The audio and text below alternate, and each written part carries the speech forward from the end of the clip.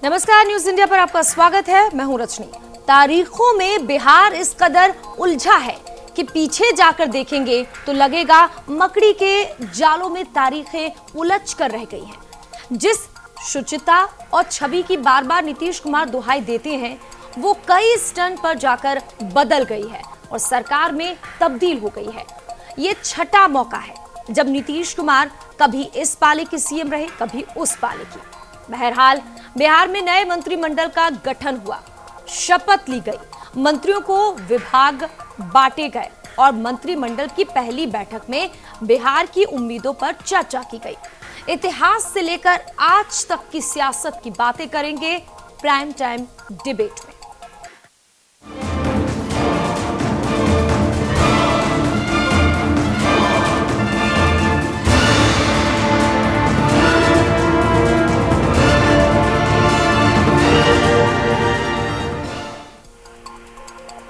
बिहार के सियासी घटनाक्रम ने पूरे देश का ध्यान खींचा है। बेनामी संपत्ति के आरोपी तेजस्वी यादव के इस्तीफे को आधार बनाकर नीतीश ने सत्ता छोड़ी और कुछ ही घंटे में बीजेपी के सहयोग से सत्ता पर फिर काबिज हो गए। इस उथल पुथल को समझने के लिए हमें थोड़ा पीछे जाना होगा ताकि हम समझ सकें कि कैसे बिहार की सियासत तारीखों में उलझी रही है।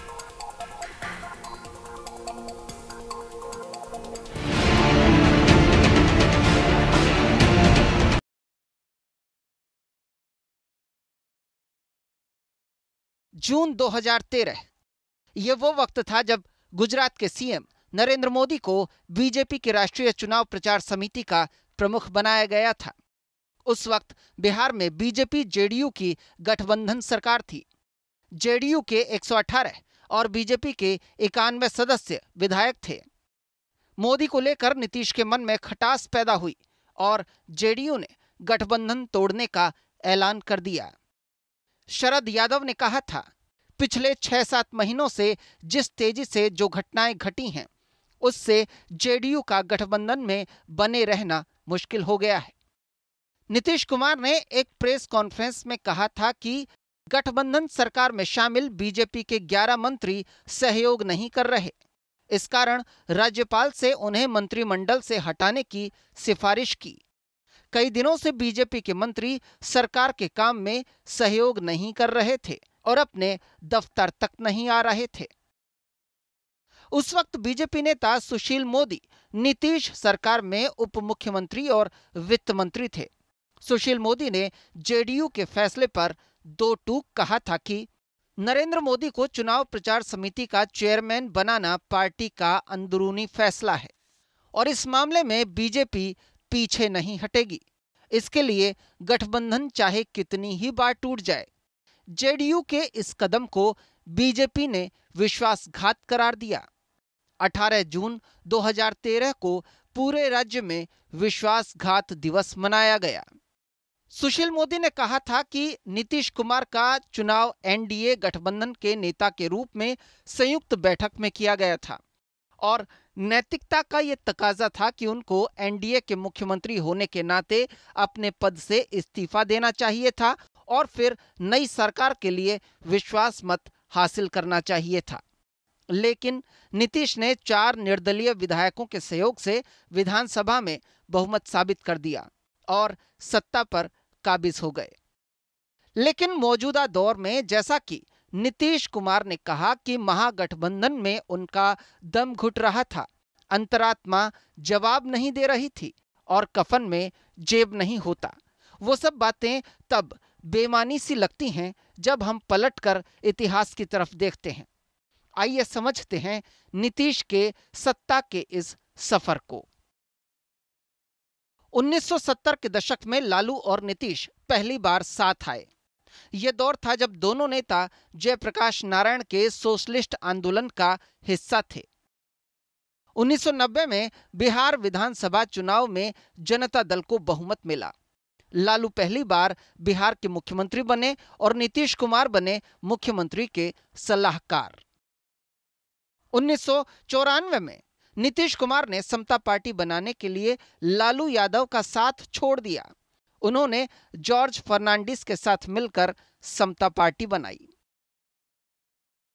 1995 के विधानसभा चुनाव में नीतीश ने भारतीय कम्युनिस्ट पार्टी के साथ गठबंधन कर पहली बार अलग से चुनाव लड़ा था।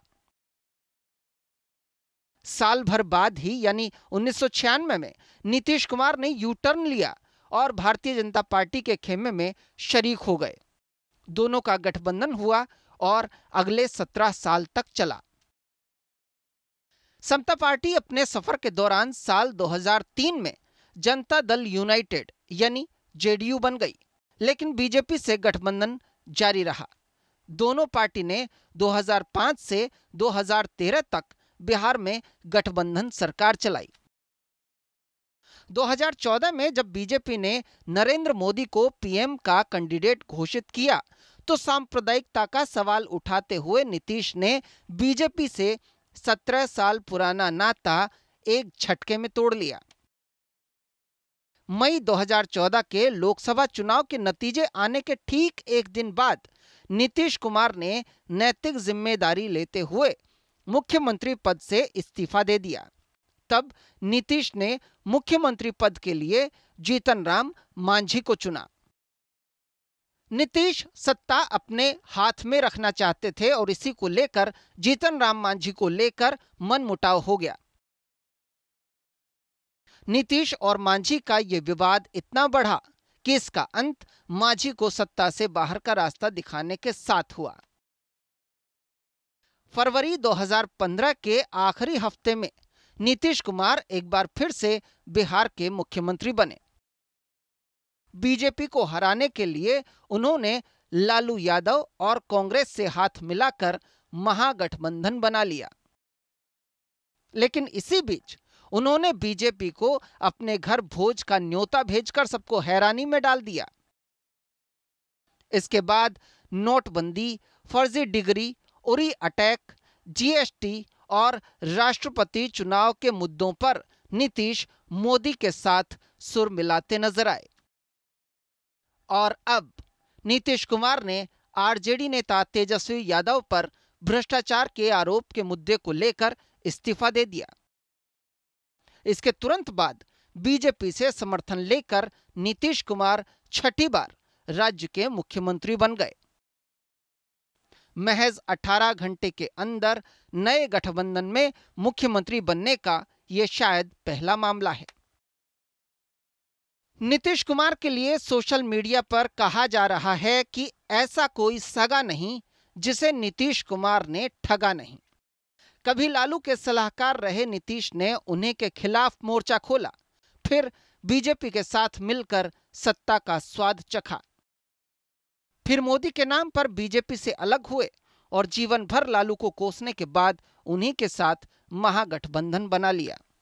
जीतन राम मांझी को सीएम बनाया और फिर धकिया दिया। इस बार उन्होंने लालू को धोखा दिया और बीजेपी का दामन फिर से थाम लिया।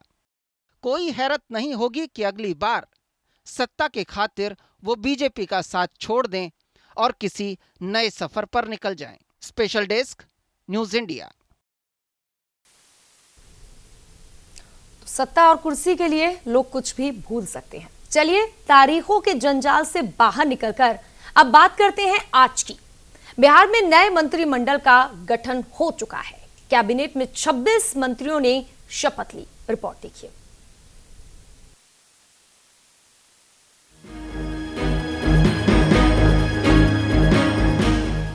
बिहार में नए मंत्रिमंडल का गठन हो चुका है। बीजेपी, जेडीयू और एलजेपी के नेताओं को मिलाकर नीतीश की नई टीम तैयार है। कैबिनेट में 27 चेहरों को शामिल किया गया है। बीजेपी के मंगल पांडे इस शपथ ग्रहण में शामिल नहीं हो सके, लिहाजा 26 मंत्रियों को पद और गोपनीयता की शपथ दिलाई गई, जिसमें जेडीयू के 14, बीजेपी के 11 और एलजेपी के एक नेता ने मंत्री पद की शपथ ली। नीतीश की इस नई टीम के साथ ही कैबिनेट के जातीय समीकरण भी बदल गए। नीतीश के कैबिनेट में ब्राह्मण 2, राजपूत 2, भूमिहार 3, यादव 3, मुस्लिम 1, कुर्मी 2, कुशवाहा 2, बनिया 2, बिंद 1, दलित 3, पासवान 2, मल्ला 1, धानुक 2। कुल मिलाकर नीतीश के कैबिनेट में जातियों का समीकरण भी बिठाने की भरपूर कोशिश की गई। बिहार में रातों रात सरकार बदल गई, मंत्री बदल गए, चेहरे और साथी भी बदल गए। लेकिन बिहार की चुनौतियां वही हैं, उम्मीदें भी वही हैं। क्या बिहार को विशेष राज्य का दर्जा अब मिलेगा? क्या बिहार को 1.25 लाख करोड़ का स्पेशल पैकेज अब मिलेगा? क्या मोदी सरकार अब बिहार के लिए विकास के रास्ते खोलेगी? क्या नीतीश की अंतरात्मा अब संतुष्ट है? क्योंकि अब लालू की खलल नहीं है और किसी तरह का बहाना भी नहीं। Special desk, news India.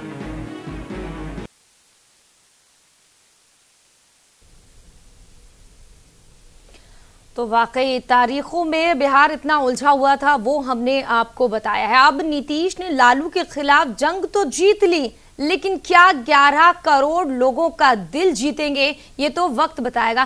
फिलहाल जो मंत्री बन गए हैं अब वो वादे कर रहे हैं और प्रतिक्रियाएं लगातार आ रही हैं। क्या कुछ कहा है उन लोगों ने, जरा वो भी सुन लीजिए।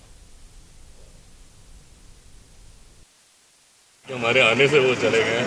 बहरहाल किन परिप्रेक्ष्य में मांझी जी ने बातें कही, मैं कई बार उनका परिप्रेक्ष्य समझ नहीं पाता हूँ। पिछली बार विधानसभा चुनाव के आसपास भी उन्होंने कुछ 2-3 ऐसी बातें बोल दी थी जो मेरी समझ के परे थी। मेरे लिए तो अगर आज मांझी जी भी अगर आज शपथ लेते, आज मेरे चाचा जी ने शपथ लिया, वो भी मेरे चाचा समान है, अगर मोदी शपथ लेते तो मुझे भी खुशी होती। बट बहरहाल किन परिस्थितियों में कल उन्होंने शपथ लेने से मना किया, किन परिस्थितियों में आज वो पुनः शपथ लेना चाहते थे, क्या बातें थी, वो मेरी जानकारी में नहीं है, इस पर टिप्पणी करना उचित नहीं है। जो भ्रष्टाचार में पूरी तरह से डूब चुका हो, जो परिवारवाद के मुंह से ऊपर नहीं आता हो, है ना, और धन संपत्ति अर्जित करना जिनकी नियति बन गई हो, उसमें कितना दम हो सकता है आप समझ सकते हैं। तरीके के लिए हम लोग काम करेंगे। नीतीश कुमार जी और सुशील मोदी जी के नेतृत्व में बिहार आगे बढ़ेगा। हमारा प्रयास रहेगा ये जो सरकार हो वो शुचिता, सुशासन और विकास के प्रति समर्पित हो, ये हमारा उद्देश्य है।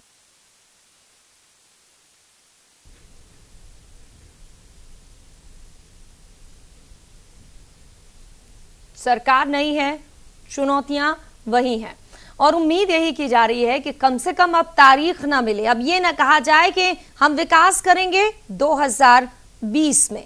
इंतजार अब जनता को है कि आपने तो अपने मन की कर ली, अब हमारे मन का विकास भी हमें दे दीजिए।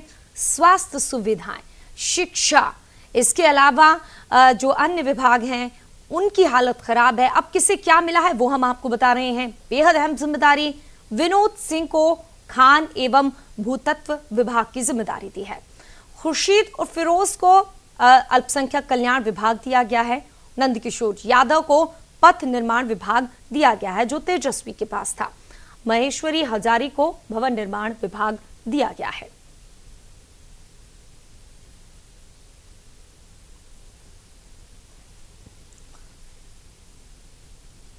चलिए अब ये आपको बताते हैं कि आखिर वो मंत्री कौन से हैं जिन्होंने आज नीतीश की कैबिनेट के तौर पर शपथ ली है। बीजेपी के इसमें 11 हैं, एलजेपी का 1 है और जेडीयू के 14। सबसे पहले जेडीयू। सुपौल से जेडीयू विधायक बृजेंद्र प्रसाद यादव ने मंत्री पद की शपथ ली और नीतीश कैबिनेट में मंत्री बने। डॉक्टर प्रेम कुमार गया टाउन से बीजेपी विधायक, नेता प्रतिपक्ष थे, अब मंत्री बन गए हैं। प्रेम कुमार, कृषि विभाग मिला है इन्हें। बात की जाए बड़रिया से जेडीयू विधायक राजीव रंजन उर्फ लल्लन सिंह, इसके पहले वो नीतीश की सरकार में मंत्री रह चुके हैं, पूर्व मंत्री थे, अब हालांकि मंत्री फिर से बन गए हैं और जल संसाधन विभाग एक बार फिर उन्हें मिला है। नंदकिशोर यादव पटना साहिब से बीजेपी विधायक, नंदकिशोर यादव ने मंत्री पद की शपथ ली है। श्रवण कुमार जेडीयू नालंदा से विधायक, जहां से मुख्यमंत्री भी हैं नीतीश कुमार, वहां से विधायक हैं, मंत्री पद की शपथ ली है और अब जिम्मेदारी भी मिल गई है उन्हें। बांका से बीजेपी विधायक राम नारायण मंडल ने नीतीश कैबिनेट में जगह बनाई, मंत्री पद की शपथ ली है। वहीं अब बात की जाए जय कुमार सिंह की, दिनारा से जेडीयू विधायक हैं, नीतीश की कैबिनेट में शामिल हो गए हैं, मंत्री बनाया गया है। इसके पहले भी वो मंत्री रह चुके हैं। अब बात करते हैं प्रमोद कुमार की। मोतिहारी से बीजेपी विधायक प्रमोद कुमार को मौका मिला है, न केवल सत्ता में आए वो, बल्कि मंत्री भी बन गए हैं।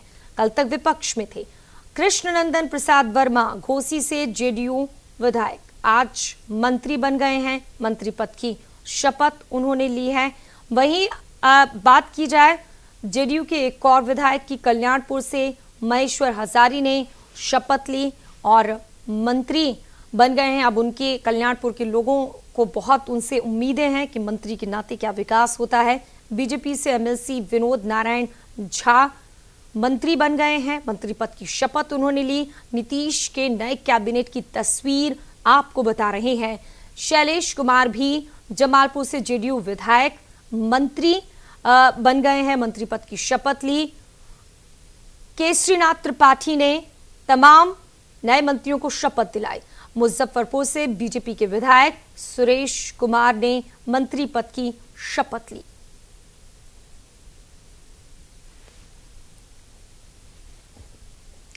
तो सब कुछ हमने आपको बता दिया है, लेकिन अभी बहुत कुछ जानना बाकी है। हमारे साथ अमित पटना संवाददाता जुड़ गए हैं। अमित, बहुत कुछ बदल गया बुधवार से शनिवार तक, अब रविवार और सोमवार को क्या विभागों का दायित्व संभालेंगे? अब आगे क्या कुछ? देखिए, सबसे अहम है कि आज जिस तरह से तमाम जो मंत्रियों ने शपथ ली है और आपने देखा कि फेरबदल संभावित कुछ चेहरों में संभावित बदलाव हुए हैं। यानी जो जेडीयू के कोटे में जो पहले जो मंत्री थे जो कार्यभार संभाल रहे थे, उसमें थोड़े से बदलाव हुए। जैसे महेश्वर हजारी से नगर विकास विभाग ले लिया गया है, वो बीजेपी के कोटे में गया है, और उनको भवन निर्माण विभाग गया है जो पहले आरजेडी के कोटे में था। इसके अलावा भी जो कुछ बदलाव किए गए हैं, खासतौर पर कृष्णनंदन वर्मा को एक बड़ी जवाबदेही दी गई है। कृष्णनंदन वर्मा को पहले भी जेडीयू कैबिनेट में सबसे सरल व्यक्ति माना जाता था, बहुत ही सिंपल वो रहते हैं। मंत्री बनने के बाद भी आपने देखा होगा कि जब महागठबंधन की सरकार में वो मंत्री बने थे तो अपने गांव वो ट्रेन से ही चले गए थे। तो वो एक सबसे अहम उन्हें भी माना जाता है, जिसके ऊपर सबसे बड़ी जिम्मेदारी दी गई है, यानी वो शिक्षा आप देखेंगे। लेकिन जो कहा आपने कि अब वो जिम्मेदारी इन्हें निभाएंगे। सोमवार से संभवतः जो कुछ मंत्री हैं वो अपना कार्यभार संभालेंगे। वैसे कुछ मंत्रियों के विषय में जो जानकारी मिल रही है कि वो सोमवार के बाद यानी तय एक अपने निर्धारित समय के हिसाब से वो अपने जो कार्यालय पहुंचेंगे। लेकिन कई तरह के बदलाव जरूर किए गए हैं और कई तरह के कयास लगते रहे थे, लेकिन उस कयासों के बीच आखिरकार मंत्रिमंडल का बंटवारा भी हुआ। अब निगाहें होगी क्योंकि कई ऐसे अहम विभाग हैं जिसको लेकर पहले से भी सवाल उठते रहे थे, लेकिन अब नए मंत्रिमंडल में इस तरह की जवाबदेही सौंपी गई है। तो सबसे अहम है रजनी की जहाँ कई नए चेहरे हैं, चुनौती होगी, काम करना होगा, और सबसे अहम होगा कि जो एक लक्ष्य एक समय में निर्धारित, क्योंकि इससे पहले भी जब नए मंत्रिमंडल का विस्तार हुआ था, आपने देखा महागठबंधन की सरकार बनी थी, नीतीश कुमार दूसरे दिन समीक्षा बैठक का दौर उन्होंने शुरू किया था। कई विभागों की उन्होंने समीक्षा की थी, मंत्रियों के साथ उन्होंने बैठक की थी, क्योंकि उस बार भी कई ऐसे जो चेहरे थे वो जो पहली बार मंत्रिमंडल में शामिल हुए थे। तो संभवतः इस बार भी कुछ उसी अंदाज में दिखेंगे नीतीश कुमार, बैठकों का कुछ दौर उसी अंदाज में चलेगा और समीक्षाएं जरूर विभाग की जाएगी। लेकिन अगर नियम के हिसाब से देखा जाए तो सोमवार से जो कई मंत्री हैं वो अपना पदभार संभालेंगे, अपने कार्यालय पहुंचेंगे और जो काम है वो उसकी शुरुआत करेंगे। ठीक है, चर्चा लाजमी है करना एलजेपी की। पशुपतिनाथ जो कि रामविलास पासवान के भाई हैं, उन्हें मौका दिया गया है, मंत्री बनाया गया है। अब उस क्षेत्र के बारे में जानना चाहेंगे। ये लोग जिस जिस क्षेत्र से आए हैं, बहुत कुछ बदल गया है। कल तक विपक्ष में थे, कोस रहे थे सरकार को, अब मंत्री बन गए हैं। उन क्षेत्रों का हाल क्या है और क्या वहां पर जरूरतें? रजनी, दरअसल अगर हम आपने पशुपति पारस का जिक्र किया है, जिस तरह से उनके नाम के बाद से कुछ सवाल जरूर उठे। जीतन राम मांझी की नाराजगी भी दिखी, क्योंकि वो न तो बिहार विधानसभा या फिर परिषद के सदस्य हैं, लेकिन अब उन्हें परिषद में के सदस्य बनाया जाएगा। दरअसल जेडीयू कोटे के ही जो सीट खाली हुई थी सम्राट चौधरी का, उसके स्थान पर अब उन्हें बिहार विधान परिषद के लिए नॉमिनेट किया जाएगा। लेकिन सही कहा कि लगातार जिस तरह से सवाल उठाया जा रहा था, जो विपक्ष उन विभागों को लेकर सवाल उठा रहे थे, काम करने के तरीकों पर सवाल उठा रहे थे, और सबसे अहम था कि हर एक जो योजनाएं थी उसको लेकर लगातार जो विपक्ष में बैठे बीजेपी या एनडीए के जो लोग थे, उनका सीधे तौर पर मानना था कि केंद्र सरकार की तरफ से उन योजनाओं को लेकर जो एक बेहतर राशि जो है वो दी जा रही है।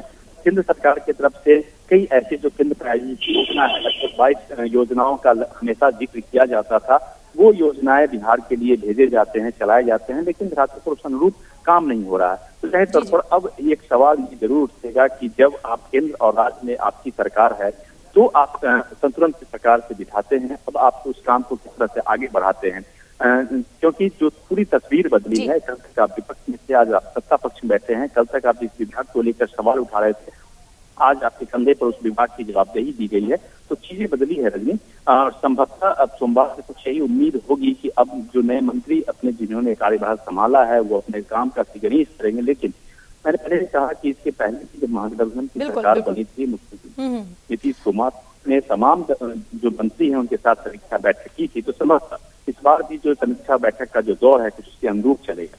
चलिए, बहुत बहुत शुक्रिया अमित इस तमाम बातचीत के लिए। बहरहाल अब केंद्र से लेकर राज्य तक एक सरकार हो गई है, कुछ वही जैसे कि सारे टैक्स बदलकर अब जीएसटी हो गया है। बड़ी बड़ी बातें हो रही हैं कि शुरू में थोड़ी तकलीफ है, अब वही हाल यहाँ का भी है। केंद्र से लेकर राज्य तक एक सरकार है, तो विकास कर पाएंगे या फिर नहीं, इंतजार होगा। बहरहाल प्राइम टाइम डिबेट में इतना ही, हमें दीजिए इजाजत। तमाम अहम खबरें आप देखते रहिए न्यूज इंडिया पर।